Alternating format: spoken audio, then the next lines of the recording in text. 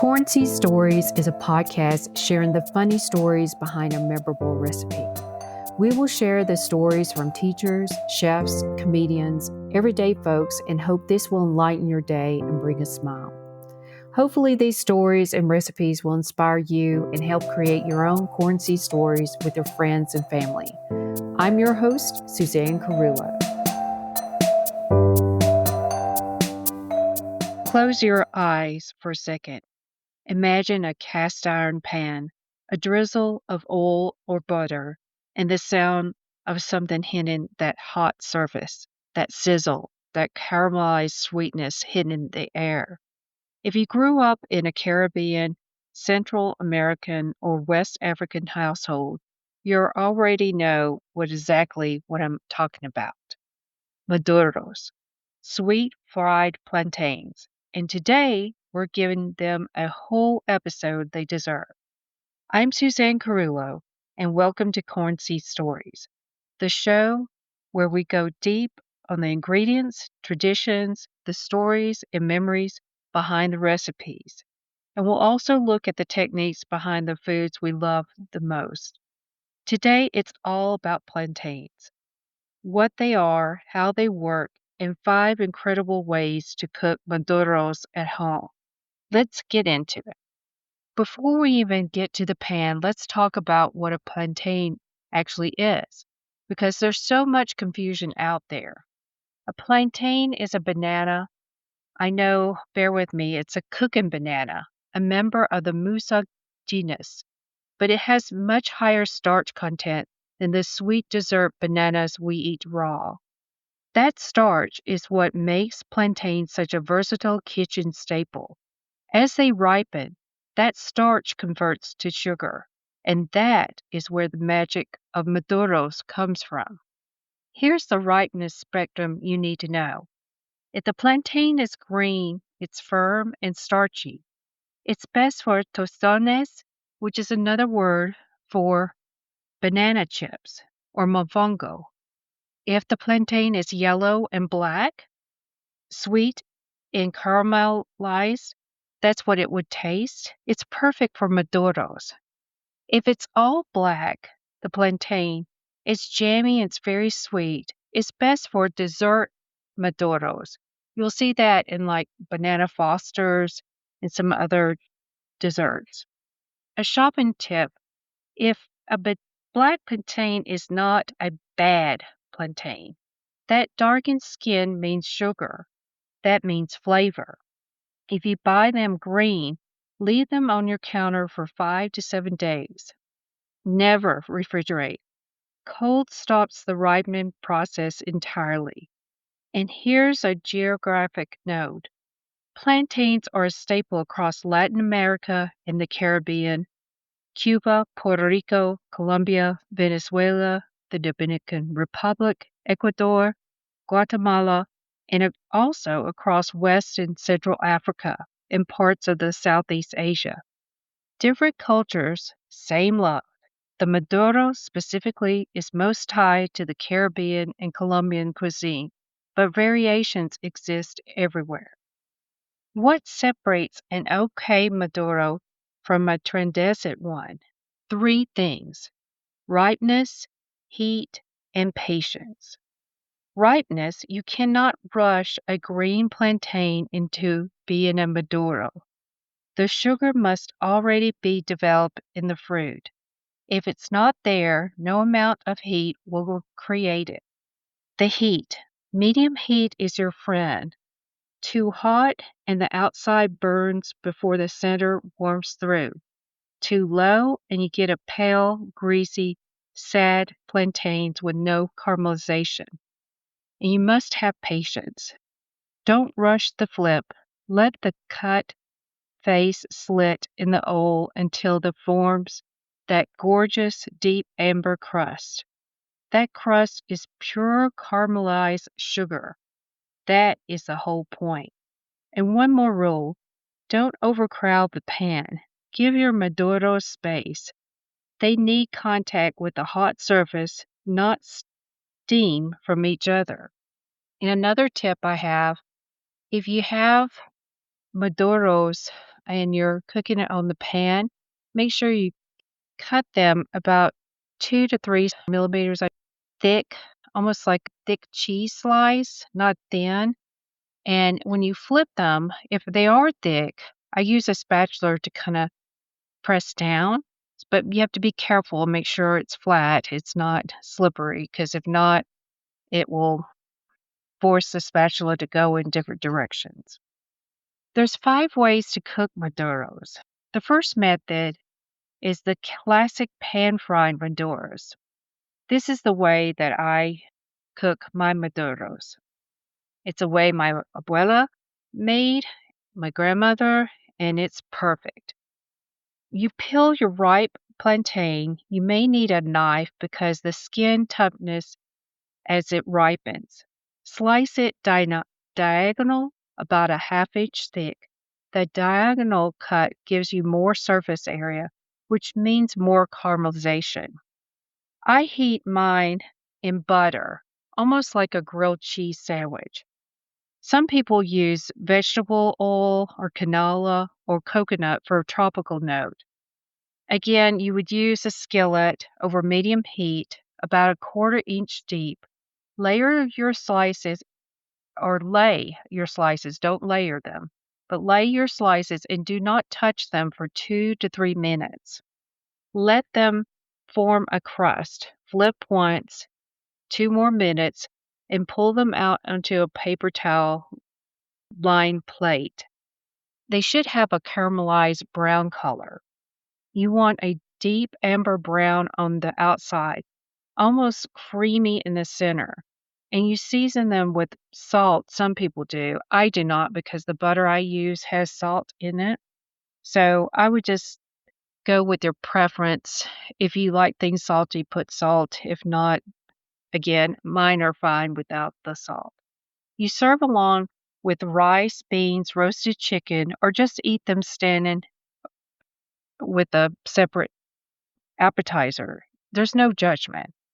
If and again, if slices are thick, use a spatula to flatten. Be careful because they will be slippery and you need a flat, free surface in the pan. In other words, don't do this if you have surrounding slices.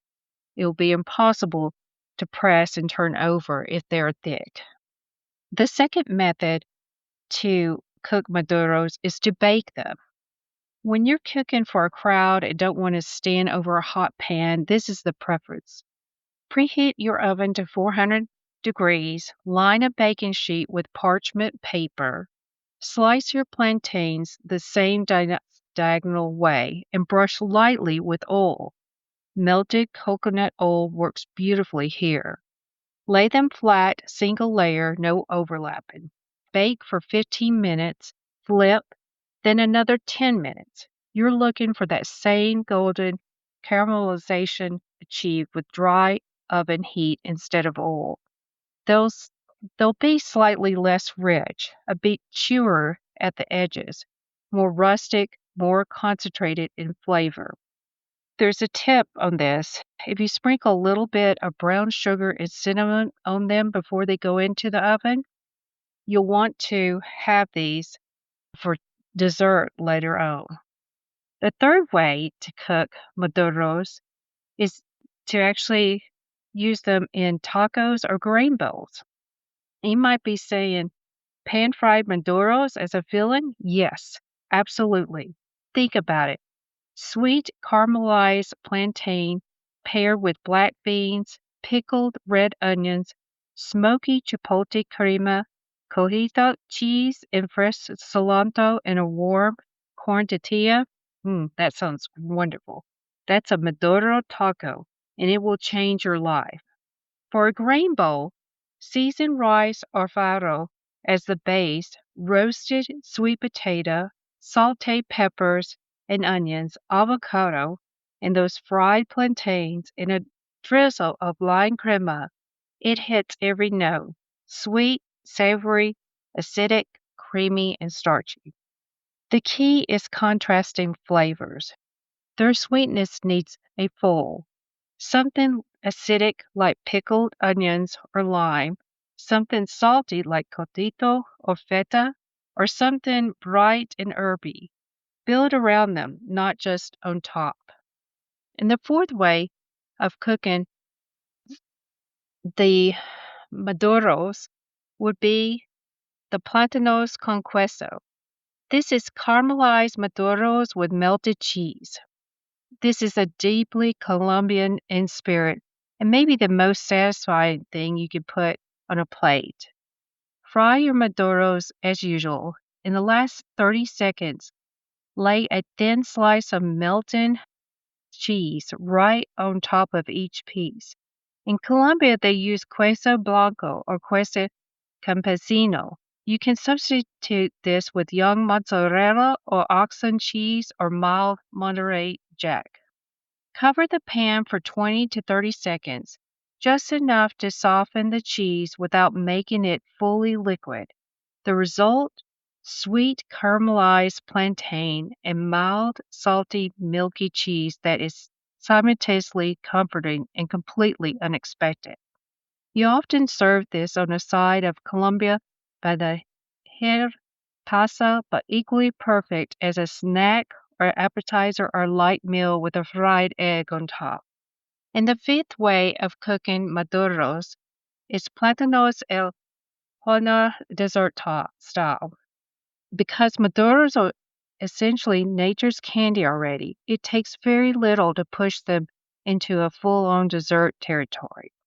Take your ripest, almost black plantains, slice them in half lengthwise, place cut side up in a baking dish, dot with unsalted butter, drizzle honey or piloncillo syrup if you have it, dust with cinnamon and cardamom if you feel adventurous.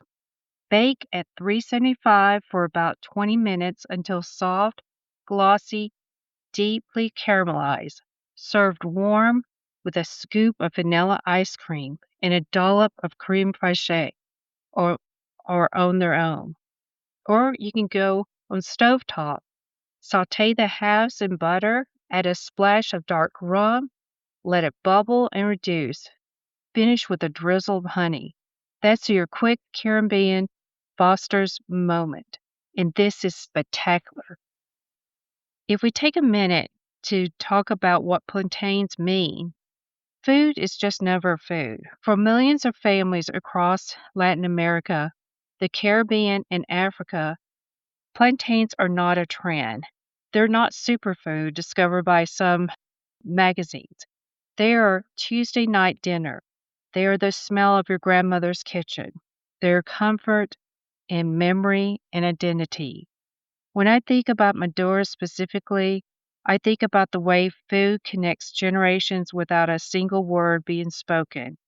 You just watch someone make them, you absorb the technique, you learn what ready to flip looks like, not from the recipe, but from being in the room.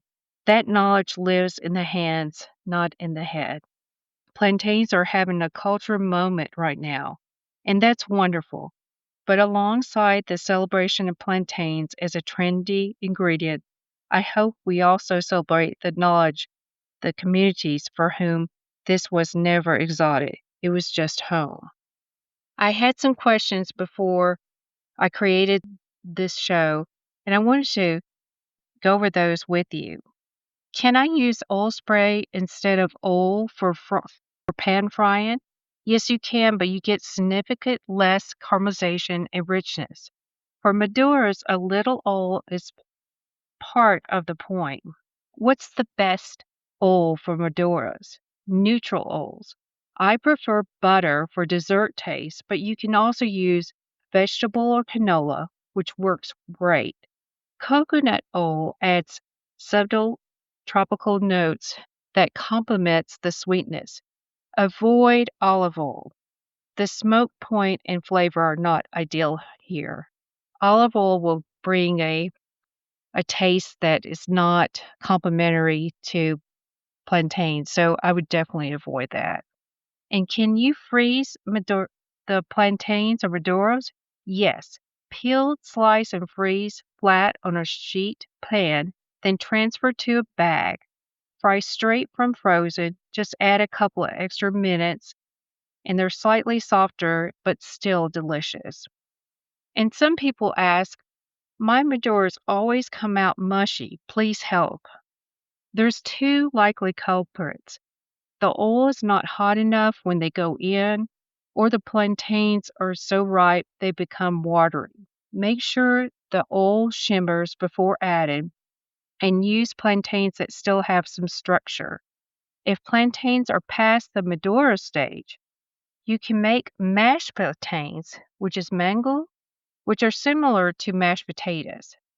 You'll know if you're in the mashed plantain stage or the mango stage when you could squeeze the plantain on the outside. It's very mushy, like it's squeezable. So be careful on that if you don't want the mashed plantain style. Just make sure it still has some firmness on the outside.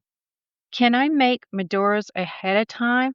Yes, they're best fresh, but you can reheat in a dry skillet over medium heat or in a 350-degree oven for 8 minutes. The microwave makes them too soft.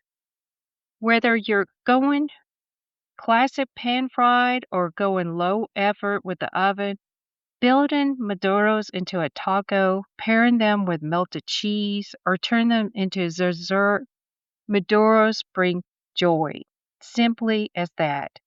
If you make any of these Maduros, please tag Cornsey Stories. I want to see your golden caramelized, beautiful Maduros.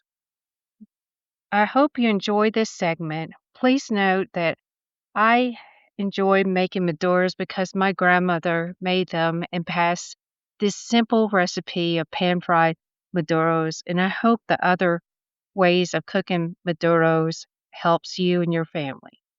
We hope you enjoy Cornseed Stories. For more information on the episodes and recipes, please go to www.cornseedstories.com or our Facebook or Instagram pages. We appreciate it and have a great day.